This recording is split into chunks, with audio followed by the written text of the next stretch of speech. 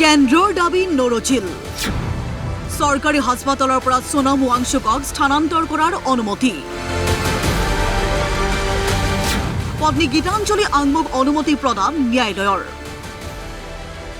পৰিয়ালৰ দাবী নস্যাৎ কৰি চিকিৎসালয় এখনে ৰোগীক চিকিৎসাৰ নামত বলপূৰ্বক ৰাখি থোৱাটো অগণতান্ত্ৰিক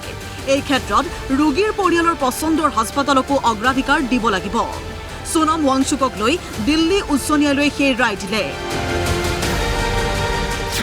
সফদৰজং হাস্পাতালত চিকিৎসাত ত্ৰুটি ৰখা নাই বুলি দাবী কৰিলেও কেন্দ্ৰৰ কোনো কথাই নুশুনিলে ন্যায়ালয়ে हम बहुत खुश हैं क्योंकि एक रिकॉर्ड टाइम में अखिल सिब्बल और उनकी टीम और बाहुली शर्मा और उनकी टीम ने ये ऑर्डर वो कर पाए और मैं दिल्ली हाई कोर्ट का भी बहुत शुक्रिया करना चाहूँगी जिन्होंने इस मैटर को फेवरेबली डिस्पोज किया क्योंकि इंडिया में एक डेमोक्रेटिक सिटीजन को ये राइट है कि वो चूज़ कर सके उसका choice of doctor and hospital और उसकी क्या ट्रीटमेंट है उसको खुद को वो चूज़ कर सकता है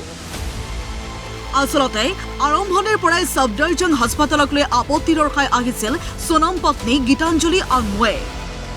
তেওঁৰ পছন্দ ব্যক্তিগত খণ্ডৰ মেদান্ত হাস্পাতাল সেইমতে ন্যায়ালয়ে আজি অনুমতি দিয়াৰ লগে লগে মেদান্তত ভৰ্তি কৰোৱা হৈছে সোনম ৱাংচুকক ন্যায়ালয়ৰ নিৰ্দেশতে সফদৰজং হাস্পাতালে সোনম ৱাংচুকৰ চিকিৎসাৰ সমস্ত বিৱৰণ আৰু ৰিপৰ্টসমূহ তুলি দিছে মেদান্ত কৰ্তৃপক্ষৰ হাতত यहाँ पर हमें बहुत ट्रस्ट डेफिसिट था क्योंकि जिस तरीके से सोनम को लाया गया था वो हॉस्पिटल के लोग नहीं थे वो पुलिस वर्दी के बिना पुलिस थी और फिर उनको आईसीयू में रखा जिसमें कोई रखने की ज़रूरत नहीं थी पहली बात तो हॉस्पिटलाइजेशन की ही ज़रूरत नहीं थी क्योंकि ये जो मॉनिटरिंग है ये जंतर मंतर साइड से 20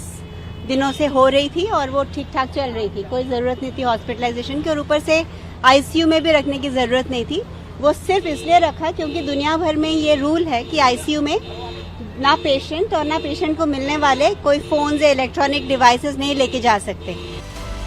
চৰকাৰৰ মহাধিবক্তাই শুনানিত আনকি সোনম ৱাংচুকক ডিচাৰ্জ দিলে পুনৰ যন্তৰ মন্তৰ পাইগৈ বুলি সন্দেহ কৰিছিল সেই সন্দেহ যুক্তিসংগত যদিও সদ্যহতে যন্তৰ মন্ত্ৰত পৰিৱেশ একেই হৈ থকা নাই দিল্লী আৰক্ষীয়ে ইতিমধ্যে ভাঙি পেলাইছে যন্তৰ মন্তৰৰ ধৰ্ণাস্থলী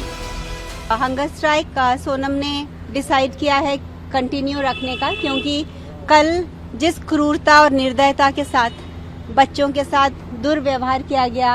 उनको पीटा गया लाठीचार्ज किया गया टीयर गैस डाला गया